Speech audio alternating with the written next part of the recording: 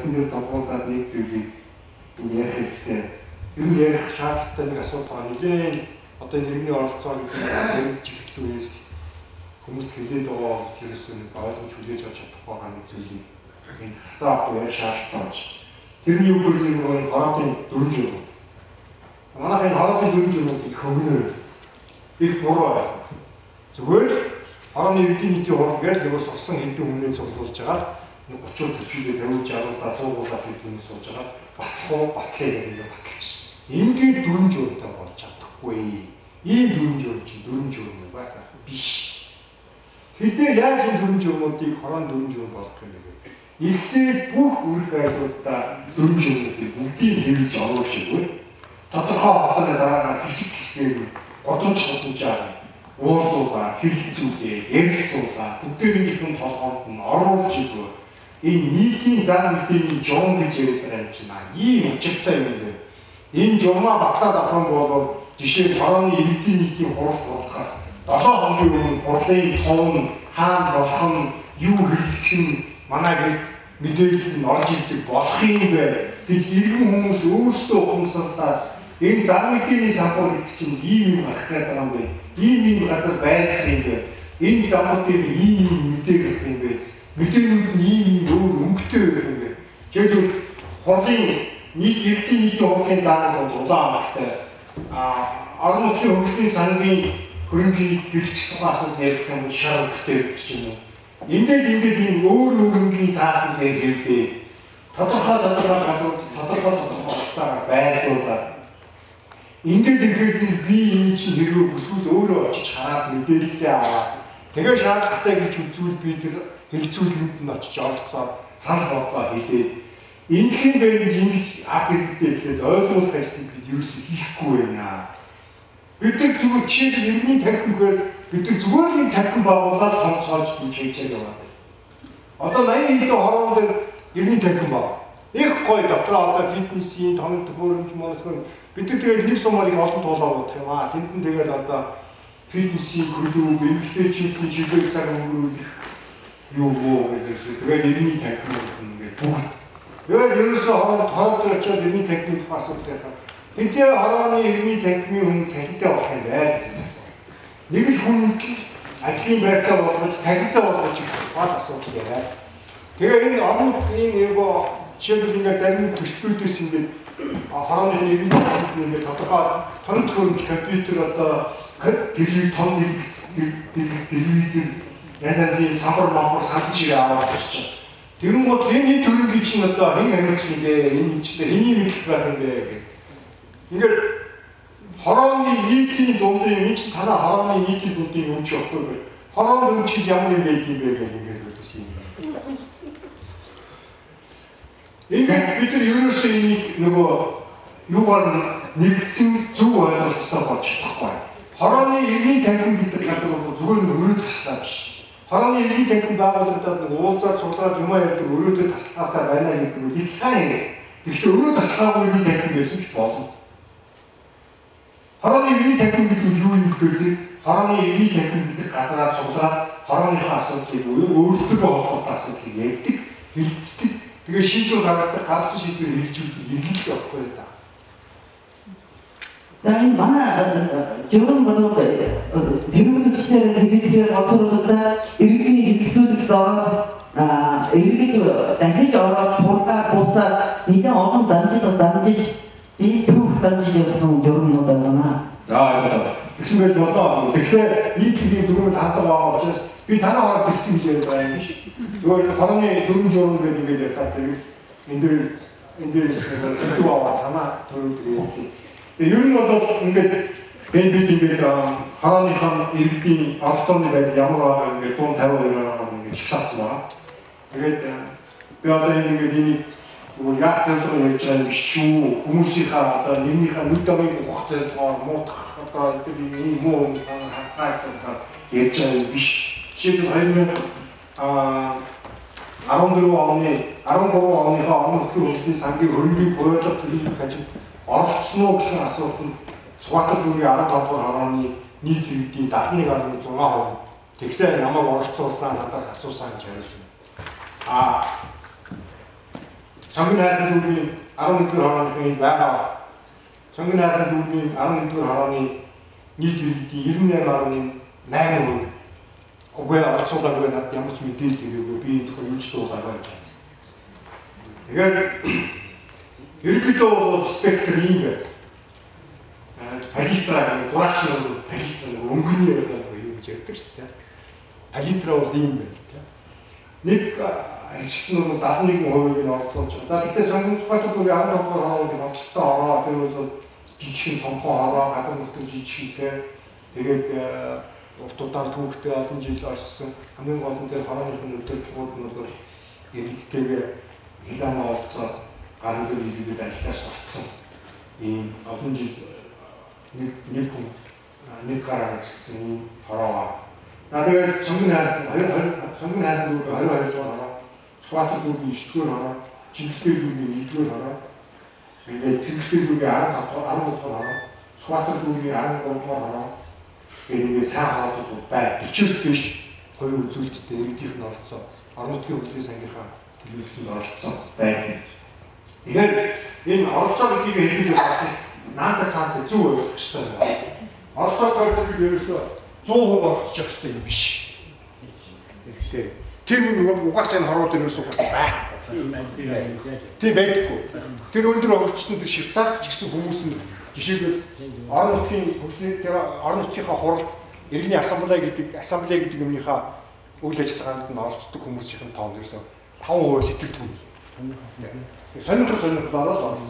Жишээл одоо хүүхдийн цэцэрлэг ясны тухай асуудал ярьж байхад бол нөгөө хөвдөө машинтай өндөр насны төвхтөөс суудсан амьдрал ахуй асуудал шийдэгдсэн. Манитив хөгцөл бол тэр хүүхдийн цэцэрлэгийн тухай асуудалтай.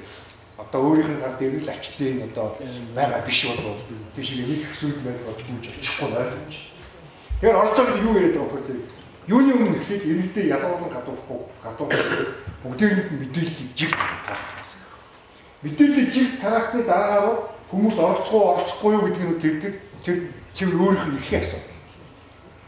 Ямар ч гэсэн одоо ингэ бүгдийн яс цэцэрлэгийн тухай асуудал барилдах тухай орон нутгийн хөгжлийн сангийнхаа хөрөнгөөр одоо шинэ бүгдийн яс цэцэрлэгийн барилга барья гэсэн тухай асуудал ярьж байгаа юм уу? Энэ яриа болох гэж гэдэг тухай яс цэцэрлэгийн насны хүүхдтэй ээжүүд ямар ч гэсэн яасан багс.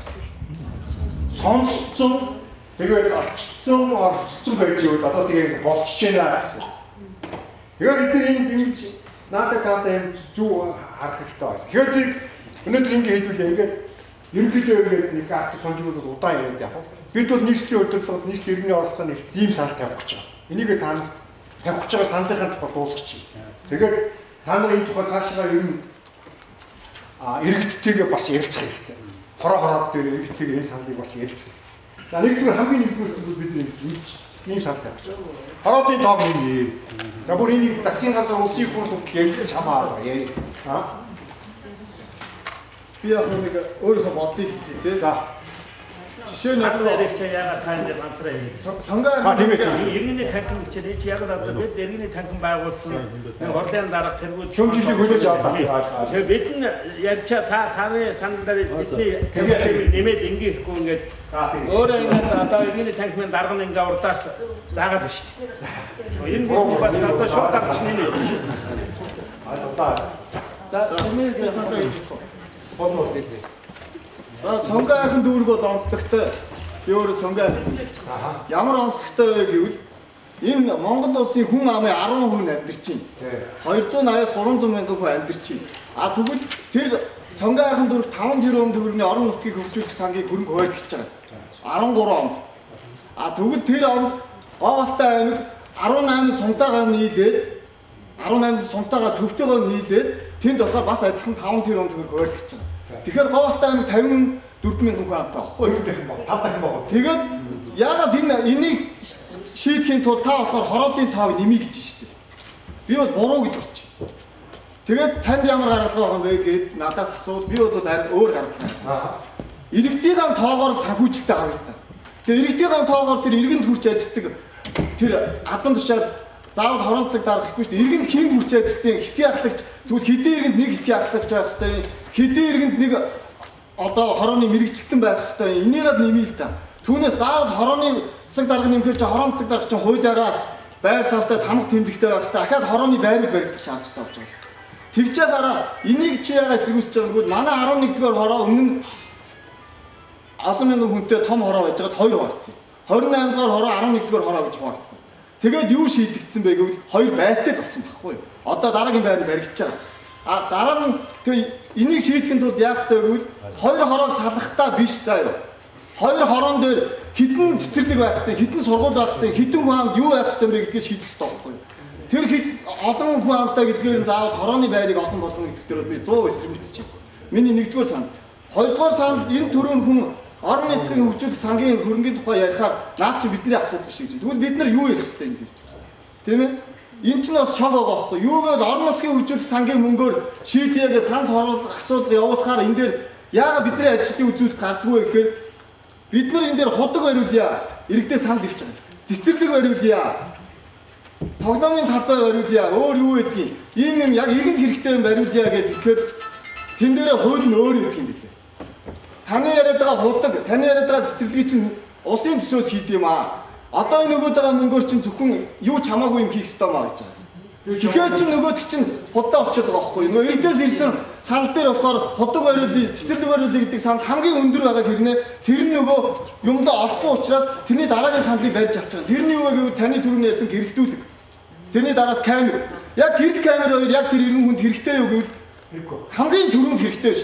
5 6 дээр л авна. Тэрний өмнө юу байна гэдгийг нь бол тэгэхээр би эцсийд юу гэж хэлэх гээд байна гэвэл орон нутгийн хөгжүүлэх сангийн мөнгө гэдэг чинь ясын дээр хэрэггүй. Талын нэг тараас нь шал дэмий асуудал байна. Энийг эргэж харах хэрэгтэй. Энийг нэг бол байх ёстой бол энэ дээр заавал худаг бариулахыг яагаад эсэргүүцээд байгаа. Би яагаад гэвэл тэр авиа иргэдээс худаг бариулъя гэсэн сан цуглуулчаад энэ дээр оруулчихъя гэдэг одоо манай дарганд сууж тий. Дарга битээр ингээд иргэдийн нийтийн хурлын дарга маань сууж. Битээр ингээд худгаа оруулчих ихээр болохгүй гоо битээр хөөж өччих гээд байна. Тийм ээ. Тэгээд 11-р хороо түрүүн яригдлаа те 98% нь оролцоогүй. Оролцоогүйг би өмөрөхгүй шүү дээ. Яагаад оролцохгүй байна гэдэг би юм ярих гэдэг. Би өөрөө 11-р хорооны иргэдийн нийтийн тэргүүлэгч гişүү байхгүй юу? Хурлын тэргүүлэгч. Тэгээд одоо та нэг жишээ гэлээ шүү дээ. Тэр уулан дээр очих хэвээр уул тамаг дээр ирэх хэрэггүй. Тэгвэл зүгээр нэг ямар ч цалин мөнгөгүй, суух санд ширээгүй, ажиллах цагийн хувааргүй. Бэлэгдлийн чанартай хүн яаж тэр ажлыг хийх юм бэ? Тэр хүн ч ардаа амьдралтай шүү дээ. Жишээ нь би. Би өөрөө 4 хүүхэдтэй гэр бүлтэй ийм иргэн хүн байна. Иргэдийн төлөө ажлыг гарцсан байдаг. Тэгсэн чинь надаа цалин мөнгө байхгүй. Улсгар зардал байхгүй. Иргэдтэйгээ уулзъя. Та иргэдтэйгээ уулз ийм ажил хий. Дээрээс ч өгсөн чиглэл байхгүй. Ямар ч тийм байхгүй. Дээр нь би юу гэж хэлэх гээд байна гэвэл яах вэ? Бид нар тэгээд иргэний танхимыг та түрүүн хэллээ шүү дээ. Иргэний танхим байхгүй байж болно гэж байна. Худлаа. Иргэний танхим байх ёстой. Байхдаа тэр иргэний танхим дээр ажиллаж байгаа хүмүүс цалин мөнгөтэй хийх ажил нь тодорхой. Эргээ тайлангаа тавьдаг. Тийм байх ёстой шүү. Тэгэхгүй ямар ч орлогогүй нэг таваар ш тэн дээр тэр хайшаа буйны байгуулсан. Тэгвэл Иесусийн сүмээр хийх гэдэг юм. Тэгээ биднийг ямар ч орлого мөнгөгүй хийх ажил байна, зорилго байна. Тэрийг биелүүлэх тийм хөшүүрэг алах шүү. Тэгээд өнөөдөр бид нарыг юм хийсэнгүү, иргэдтэйгээ нийлж туулж ажилласангүй, иргэд нь юусоо биднийг энэ ах ярьлаа шүү дээ. Сонгуул нь худлаа байгаа байхгүй юу? Яагаад гэвэл биднийг заалны сонгуулиар гаргацсан шүү дээ. 500 хүн цуглуулад сургуулийн зааланд суулгаж агаад тэр зааланд хин ирдгүү гэвэл таны тэрнтэй бол санал нийж чинь. Нөгөө хорооноос очиж нэг халамж горилдог хийх ажилгүй би хийх ажилгүй гэж бас муухай туйлшруулж ярмааргүй байна. Заавч хөлөө ихтэй бахам настай хүмүүс юм уу? Тийм нөгөө жоохон юм сул таланд ирдэг. Жинхэнэ ажилдаа орлоготой залуучууд хөдөлмөр хийгээ явж идэг хүмүүс тэн дээр оролцож гин үү? Оролцохгүй. Орц боломж нь ч байхгүй. Ажлын өдрүүдэд тэр хурал явагддаг. Тэр сонгууч нь өөрөө яагаад бид нар тэгвэл юу юм ярьтаа тэр тим юм болох байгаа чинь тим юм ярьтаа тэгэхээр та тэр бидний асуудал биш гэдэг. Тэгвэл өнөөдөр бид нар энд юу ярих вэ? Нэг хорооноос 2 хүн төлөөл ирсэн гэж байна. Тэр 100 яаж оролцох вэ? Яаж ярилцъя гэж шүү дээ. Тэгээд ямаагаар ингэ хөшүүрэг хэрэгтэй шүү дээ. Одоо бид нарт байна шүү дээ. Бэлэгдлийн чанартай таны 500 хүн цуглуулаа сонгуулсан хүн чи би биш шүү дээ. Нийслэлийн удирдлага биш шүү дээ. Сандаа хэлээ. За. Хажуу бороо ингэж шүү дээ. Одоо Хэдүүлээ очиж авах юм байгаа юм. Хэдүүлээ очиж авах шүү дээ. Ямар болохгүй нэстэй механик хийх. Тэгээ хорооны нэг танхим бол ярилдаа ч одоо гашгачаад юу ч мэддэхгүй юм. Тэгвэл хүн зөв юм байна. би энэ одоо энэ зааланд цугулсан хүмүүсийн эсрэг юм ярьсан бол би сууч идэх үү? Зүгээр тусаа хэрэгтэй юм уу?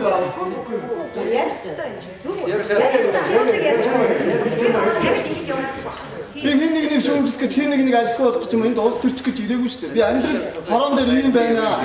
Иргэн хүнд бид нар хүч ажиллаж чадахгүй байна. Яагаад чадахгүй байна гэвэл иргэн хүнд хүч ажилладаг хүмүүсийн тоогоо нэмэж түүнээс би таны дөрөвний сандыг би таны санааг маш сайн ойлгож байна. Та зарим нэг юм жоохон буруу хэлж байгаа шүү. За тэр нь яг хамгийн гол нь бидний нэгнийхээ би анхнаасаа хэлсэн шүү дээ, анхааруулж хэлсэн шүү дээ. Энд ямар хэн нэг хүний сайн муу ажиллаж байгааг дүгнэх цуглараагүй. Тийм ээ. Бидний бодитод ямар байгаа гэдгийг ярилцъя. Тэгээд эндээс яаж гарах вэ энэ талаараа ярилцъя. Одоо бас нэг жишээ татчих даа. Одоо би ингээд дуусгая. Одоо Улаанбаатар хотын нэг хорооноос нэг жишээ та хэлсэн тийм хорооны тоог нэмэх чинь буруу гэсэн. Буруу. Би хүлээж авч байна. Би миний санал зав зүг байгаахгүй. Таны хэлж байгаа хороодыг тоог нэмэх нь зүг биш, харин хороодын удирдлагыг төсөв санхүүгийн хувьд, зохион байгуулалтын хувьд, мэрэгжлийн хувьд, техник тонцгүй хэмжээний хувьд эхжүүлэх нь илүү зөв давж болно. Харин юу гэсэн юм санал байна. Би тэр нөгөө санааг юу гэж хэлсэн бэхээр өнөөдрийн хорооны удирдлага ачаал нь хитцсэн байна гэсэн. Тэгээд өөрийнхөө тавьсан саналыг би хамгаалахын тулд нэг юм ярих гэдэг шүү дээ. За яа. Жишээ нь хороод би Улаанбаатар хотын хороодыг би цөөлмөр юм гэж ярих гэж байна. Чи яагаад ийм ярьж байгаа гэхээр би хариулах гэдэг шүү дээ. Яагаад гэвэл би өнөөдөр Баян шууны хөтлийн буудал дээр амьдардаг. Тэндээс би 3 автобусны буудал яваад Баян шууны эцээр очиж байгаа. Тэр 3 автобусны буудал явахад би 4 хорооны нутаг дэвсгэр дайрч өгч байгаа. Тэгвэл би өнөөдөр Улаанбаатарын 3 автобусны буудал газар гэдэг чинь 1 км 3 км газар байна. Тэгвэл хөлөө сум чинь 50 км явж сум дээр очиж байгаа шүү дээ. Хөлөө сумыг харин цөөж болохгүй. Хотын хороодын тоог бол харин цөөлчөөд тэгээд тэн дээр ажиллаж байгаа хүмүүсийн тоог нэмээд тэр харин тэр танкан авраад тэр хорооны байр тийм олон байх шаардлага байгаа. Харин хорооны байран дээр ээлжээр хүмүүсээ хүлээгээд авчдаг байвал тэр байр заавал том байх албагүй шүү дээ. Яг таны юу бол удирдлагын талаас, захиргааны талаас, эдийн засгийн үргэлжлэлийн талаас үзүүлж магадгүй. Яг иргэний оролцооны талаас нь та өөрөө бодоод 10,000 хүнтэй хороо иргэдийн нийтийн хороо зохион байгуулах гэж тогтчихж ирсэн дээр үү 2,000 хүн иргэдийн нийтийн хороо зохион байгуулах. Тэрийг чи би хэлээд байна шүү дээ. Хүн амынхаа тоон хүссэн хэсгийн ахлагчтай, хүссэн олон нийтийн ажилчтай байвал хоромцог дарга тэрийг чинь бүсчилж хуваагаад өөрийнх нь хороо 3 бүс байж болно шүү дээ. 3 хороог нэгтгэхэд нэг хороо даргатай 3 бүс байгаад 3 бүсээ ээжлээ сонсчдаг байвал нэг л байр багтаа. Тэрний хооронд цэцэрлэг байрны сургууль барих гэдэг шүү дээ. Ходог барих гэдэг шүү дээ. Харин 1000 хүнд нэг хороо байх хэрэгтэй гэж та яриад. Юу эндээс төрөлж авсан байсан бол би 1000 хүнд нэг хороо байх хэрэгтэй гэж ярьсан буруу гэж бодлоо. Хэдийгээр уулаад хэлийг загнаад. Буруу нь ямар би одоо би уулаад гэж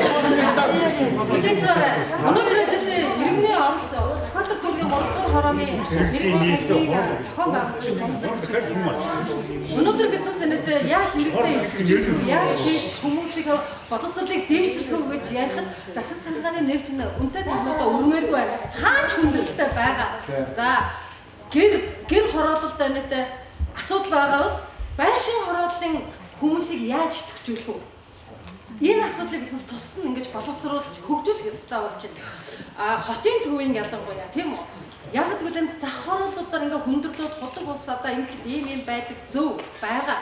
Гэхдээ тийм асуудалгүй мөртлөө тэд чинь бас амьдарч байгаа иргэн хүн. Тэнд чинь бас проблем асуудал байгаа шүү дээ. Тэр хүмүүсийн проблемыг яаж сонсдог болох вэ? Тэр хүмүүсийг яаж идэвхжүүлэх вэ? Яаж хөгжүүлэх вэ гэдгийг нийслэлийн иргэний танхимаас одоо бүгдээрээ ярилцж байгаа энэ бас тусад нь хөгжөхөөр тохирсон одоо ийм концепцуудыг гаргаж ирэх хэрэгтэй цаг нь болсон байна. Одоо биднээс энэ яаж хүмүүсээ идэвхжүүлэхээ яриа, иргэдийн хурал яриад өөрсдийнхөө проблемыг ярих биш. Энэ бүгд альч нийслэлд амьдарч байгаа бүх иргэдээ одоо яаж идэвхжүүлэх вэ? Яаж иргэнийх нь идэвхийг сэргээх вэ? Иргэнийх нь одоо энэ идэвх боловсролыг яаж одоо оролцооных нь боловсролыг яаж одоо дээшлэх талаар ярилцах гэх үү? Тэрнээс ч биднээс хороодыг хуваах антар нь хөрөн мөнгө энэ асуудал яг өнөөдөртөө биднээс шийдэх асуудал биш шүү дээ. Биднээс эрх мэдчих байхгүй харин биднээс шийдэх хүмүүсийг оруулж өгдөг болгож энэ асуудлыг шийдэх юм шүү. Одоо энэ талаар ярилцаад яасан. Тэгээ энэ хугацаатай ярилцъя. Болж өгвөл хүн болгон өөрсдөө саналыг хэлье. Тэгээд магадгүй одоо яг сайн заалнаас ярьж байна л да. Батөршин даргаыг анаатай өөрөө яриад байна гэдэг. Энэ хүн чинь надад цуглуулсан зорилготой чиглүүлэх гэдэг нь шүү дээ. Тэрийг эсэргүүцгээ байлгадаггүй. Зарим нь хадуураад байна шүү дээ биднээс. Хадуураад биднээс хорооныхоо ямиг яриад байна, дүүргийнхээ ямиг яриад байна. Биднээс иргэнийхээ танхимынхаа иргэдийнхээ оролцоо хөгжүүлэх талаар ярилцъя.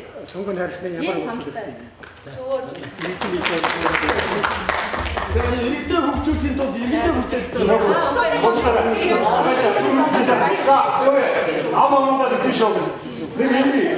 нэг хэлжмээр юм байна. Энэ чинь ямар ч гэсэн нэг бид чинь бас нэг зүгээр иргэд цугларсан байгаа ш. Бид чинь бас нэг ажил хариуцсан бас нэг энэ чинь бид чинь бас нэг дээр доор бас чинь нэг дүүр нийслэл хороо ингээд бас нэг зах замбраа ингээд юм байх шүү дээ. Тэгээд хамгийн гол юм бол бид нэг ийм муу зам байна. Ерөөсө хорооны эдийн нийтийн хоолны төвшлөөс болоод ингээд цуглаад явчихаар хэрэглэдээр сан. Бүр төрөд хэрэглэх гэж бодож ирсэн шүү дээ. Ингэж яа нэг энэ хэрэггүй. Ингээд бидний хэрэг байхгүй. Би зүгээр энэ уулзалт ярьсныг бүр өшөө бодож өдрөөс өдөртөж байгаа болохоор би өөрийнхөө санаа бодлыг та нарт тулгуур хүлээх гэж энэ ажил хийгээд байгаа юм биш. Угаасаа өнөөдөр та нарыг энэ цуглуулж уулздаг нь өдөрт ийм биш үү? Яг хөө энэ дээр одоо хэдийгээр цаашаа яаж ярих хэрэгтэй юм бэ гэдэг санал бодлоо цуглуул яа гэж ярьсан. Нэгдүгээр хоёрдугаар бид бол бас хэмжээ хэлбэртэй ярих хэрэгтэй. Нийслэлийн засгийн таван гадар биш. Би нийслэлийн засгаар биш. Би өнөөдөр энд нийс хотын хэмжээнд чинь хүүхдийн цэцэрлэг ясны барилгын ажлын хөрөг оруулалтын төлөвлөлтийн тухай асуудлыг та нартай ярилцгаа. Яг бол энэ миний хийжтэй ажил биш. Тийм учраас бид хүүхдийн цэцэрлэгийн асуудал өнөөдөр энэ ярих асуудал биш гэж хэлсэн юм байна. Тэгээд жишээлбэл өөрийн чинь саналтай би жишээлбэл дэмжиж байна. Зүгсэл айгүй магадгүй таних ч зүг байж магадгүй. Тэр хорооны хоог нэмэгдүүлэх эсвэл хорооны өдөрлөгийг хөгжүүлэх тухай асуудал байна. Нэг юм дээр бол би тантай санал нийлэхгүй яагаад гэвэл орон нутгийн хөгжлийн сан гэдэг бол зүгээр нэг хүүхдийн цэцэрлэг барих юм уу, хогны цэг байгуулах, усан сан барьж байгуулах, гэрэлтүүлэг тавихад зориулагдсан мөнгө гэж бид ойлгоод байна. Энэ биш ээ буруу. Тийм учраас би жишээлбэл дараагийн санал нь нийслэлийн удирдлагад юу тавих гэсэн тэгэхээр би ингэж хэлэх гэсэн баггүй. Ерөөсөө нийслэлийн дүүргүүдэд хороод тойролцож байгаа жишээлбэл өнгөрсөн он миний санаж байгаа буруу санаагүй бол 2013 онд 24 тэрбум төгрөг хойрлогдсон. Тэр 24 тэрбум төгрөгөөс бид баг дийлэнх ашиглаж чадаад. Тийм. Тэгээд төрийн санал тэгээд тэнцээ тэгэл үлдсэн. Одоо сангийн яам дээр ямар асуудал яригдж явж байгаа бохир тэр орон нутгаар ямар асуудал байж байгаа. Түрүүн жилийн бидний зарж чадаагүй мөнгийг энэ жил зарцуулах боломжийг бидэнд олгооч. Яг та нар тэр мөнгө хураад авчваа. Ийм асуудал яригдж байгаа. Тэгэхээр ингэж иргэдийнхээ толгойд гэгэрүүлэх хэрэгтэй байна гэж. Яг тодорхой санал ярих юм жишээ. Орон нутгийн хөгжлийн сангийн 24 тэрбум төгрөгийн 4 тэрбум төгрөгийн иргэдийнхээ тарих тухайд юу хийх ажил зарцуулна. Хороо бид нэр сургалтууд зохион байгуулалттай иргэний танхимууд дээр хүмүүсээ дуудаж авчир мэдээлэл өгье л даа. Гэх мэтчлэнгийн юу ямар вэ? Ийм яг иргэнийхээ оролцоог дэмжих чиглэлийг яг тодорхой бодиттой санахуд бидэнд хэрэгтэй. Тийм яриад бид хэрэгтэй. Тэрнээс зүгээр одоо бид нэг юм буурлаа та тэгж яриад штэ би тэгж яриад штэ. Энэ чинь тийм штэ тэр чинь тийм штэ гэдэг ингээд бид нэг хоолоо багтаад байгаа болоо бидний хайр цаг. Тэгэхээр нэг зүйл маш тодорхой харагдаж байгаа. Судалгаагаарч гарч ирж байгаа мониторинг судалгаа. Иргэд ингэж хариулж байгаа шээ. Манай хорооны удирдлага бидэнтэй хүн ёсоор хацаа уусаа би яг иргэдийн хариулж байгааг хэлж байгаа шүү. Бидэнд мэдээлэл өгөх юм бол бид оролцоход бэлэн байна гэж 56% хариулж байгаа. Нэг 11-2 орчим хувь хэлж байгаа хүмүүс. Би ямар ч тохиолдолд оролцохгүй, оролцох надад шаардлагач байхгүй, хүсэлж чадах. Та нар тэрийг өөрсдөө тэр юугаа оролцуулахгүй надад хадгалж хэлж байгаа 11% байна. Мэдхгүй дээ надад зав авахгүй болоо да гэж өгсөж байгаа нэг 20% байна. 56% оролцоход би бэлэн байна гэж байгаа чинь айгүй өндөр өв багтаа. Тэгээ бид энэ иргэд дээр оролцъё гэж бодоод байгаа хүмүүс тэрийг толгуурлаад ажиллахад л болчихно. Хамгийн гол нь бид нар өөрсдөөсөө эхлээд нэг юм сурч хэрэгтэй. Энэ юу гэхээр хорооны эдийн нийтийн хурлаа зохион байгуулахаас болоод үүнийг ямар нэг тийм тагцаан хэрүүл уруул маргаан болгоулгүйгээр аваад явчих юм урлаг гэдэг сурч хэрэгтэй байна. Тийм учраас шууд арчиг хүрээлэн бид санаачлаад энэ нөгөө хөтлөх урлагийн сургууль ажилтнууд байна. Энэ нь манай хорооны ялангуяа иргэдийн нийтийн хурлын дарга хорооны нийгмийн ажилтнууд манай нөгөө шууд арчлалын багш нөгөө шаапын анхны нөгөө юу хичээл сургалтанд суугаад ирсэн хүмүүс хамрагдах хэрэгтэй. Тийм. Энэ чинь ингээд хүмүүсийг яаж талцуулгүй манай шууд арчлал хүрээлэн дээр одоо яг энэ манай нийслэлийн танхим дээр энэ зохион байгуулж байгаа. Бид тэр сургалтанд чи хамрагдъя бид тэр зөвлөлөө зохион байгуулаад өгөөч гэж хүрээлэх юм бол бид тэр график төлөвлөгөөг гаргаж байгаа юм биш. Тэгэхээр тэр хөтлөх урлаг гэж аягүй зөв юм байд юм. Аягүй чухал юм байд юм.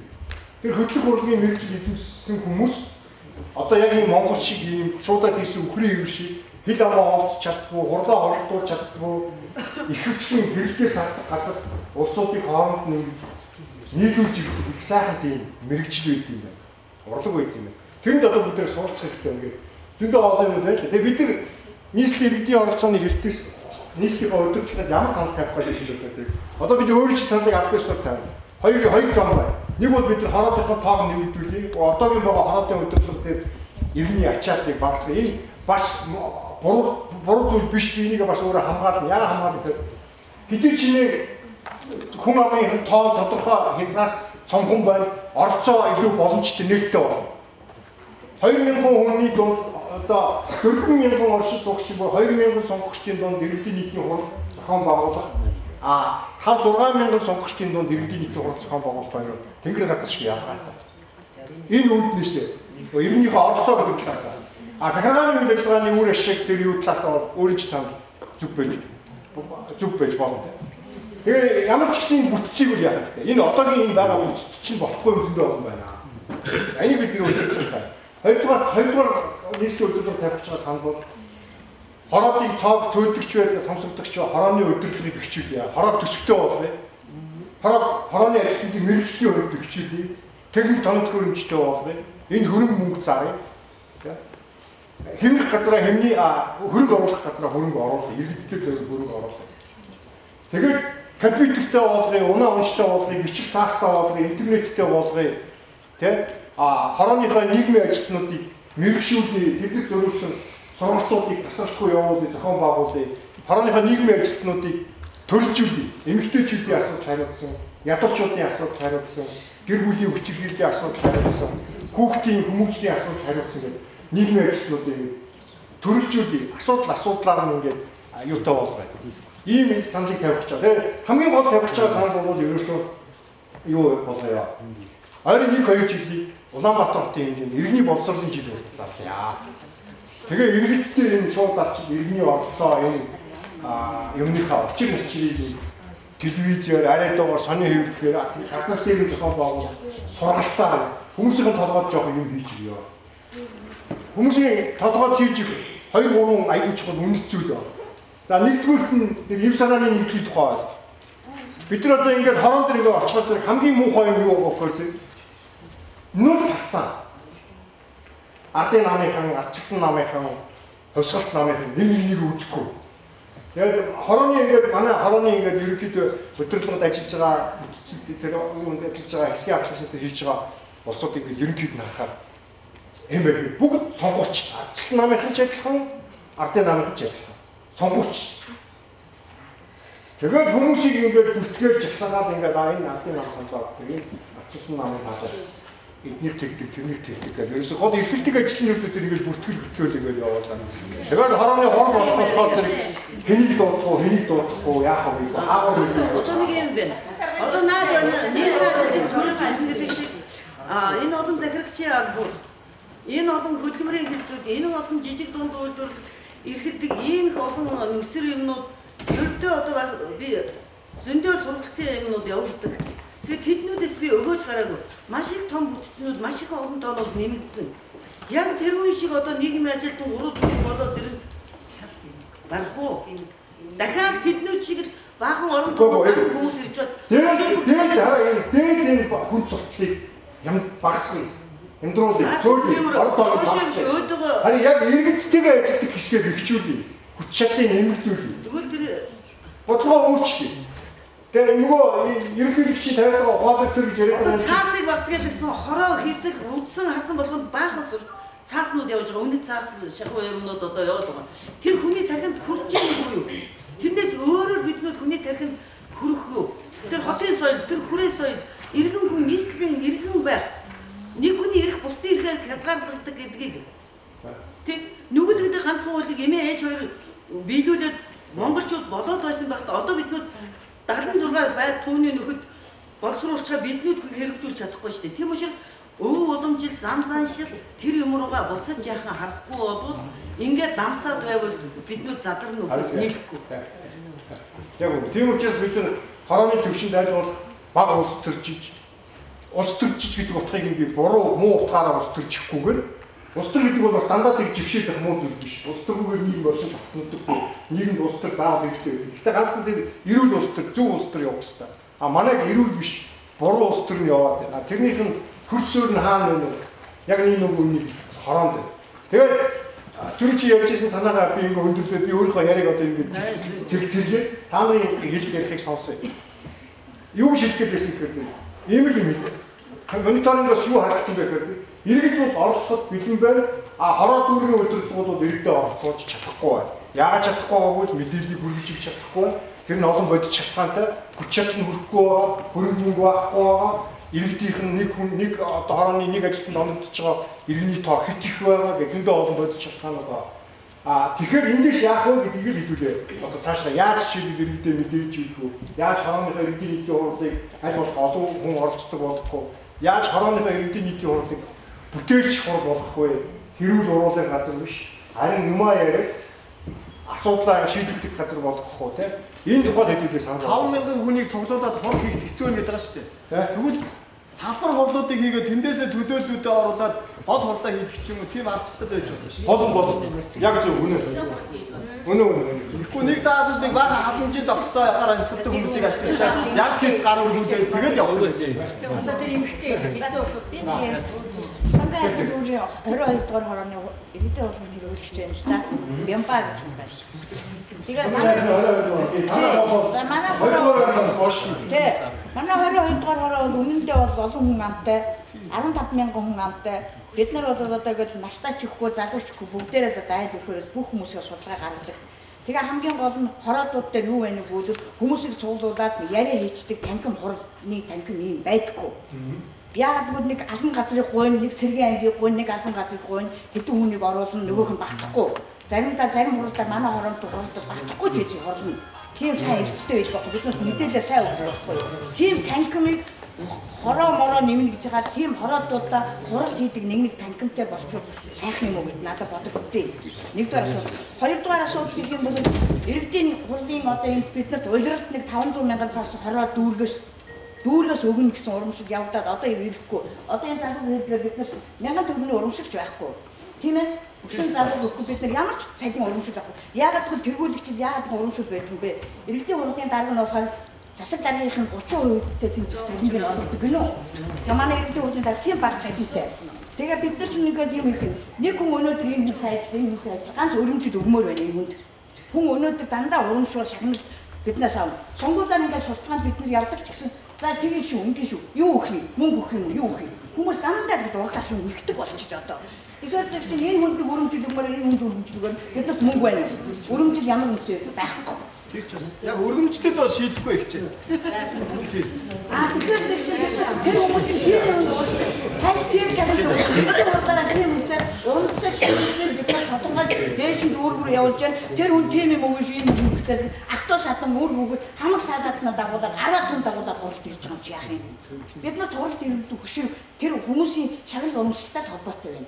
А тэрнээс биш зүгээр та сурч байгаа юм сонсохгүй хүмүүс өнөдөр ирэхгүй. Дандаа эмээ өгнөр нь залуучууд ирэхгүй.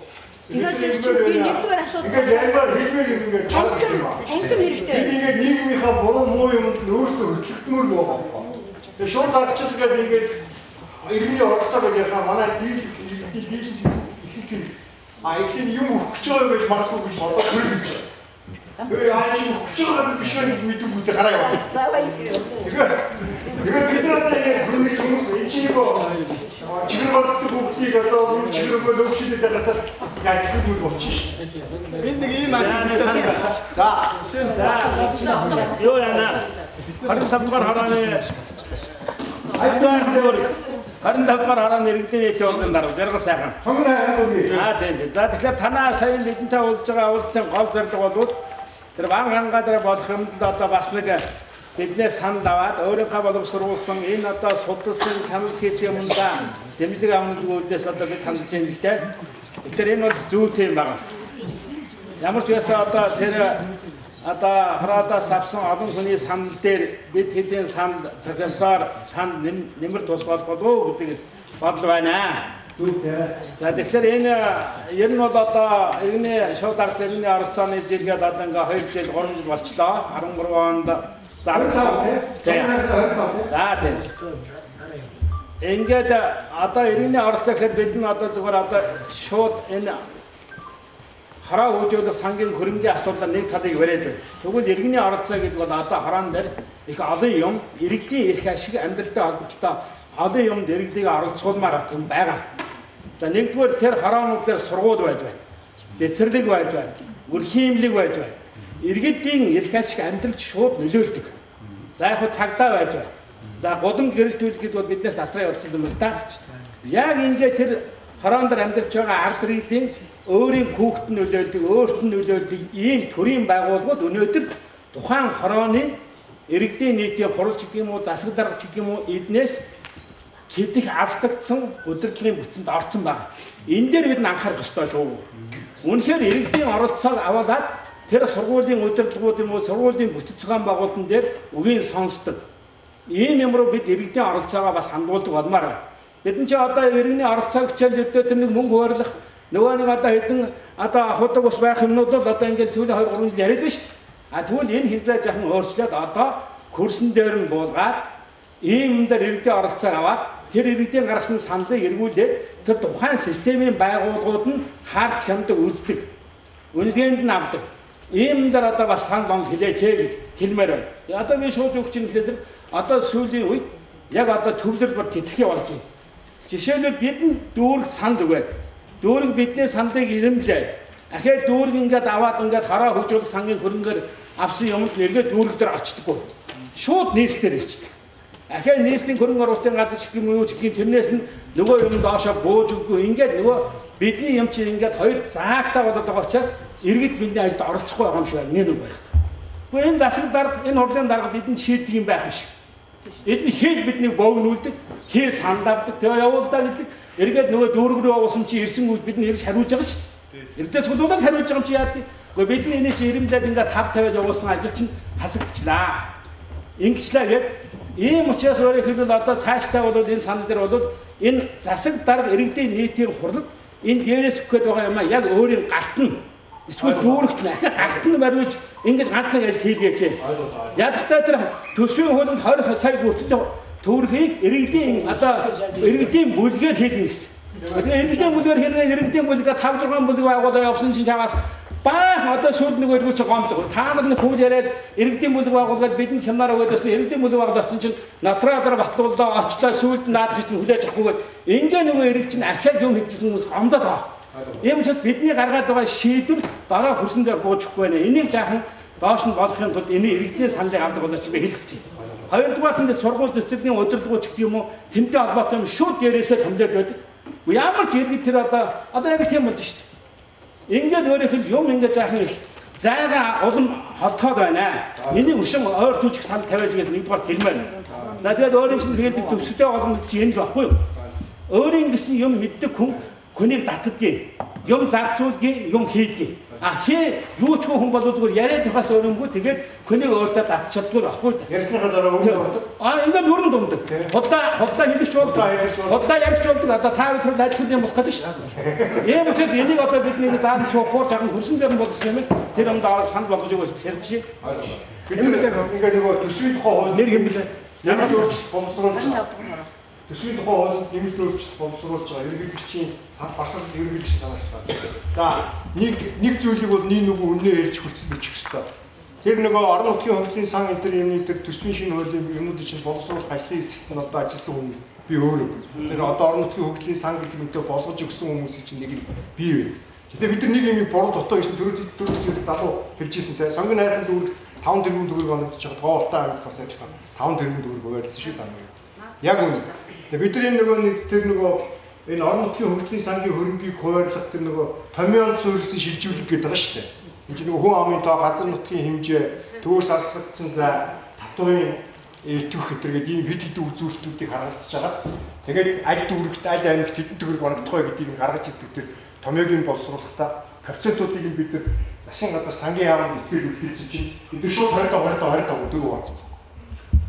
Тэнгүүт одоо шийдвэл нийслэл өнөөдөр өөрийн чинь ярьж байгаа бол юу ч биш. Нийслэл одоо бага байна. Бага хангаа дүүрэг чинь 3000 гаруйхан хүнтэй 1 тэрбум 900 сая төгрөг оногдож байгаа шүү дээ.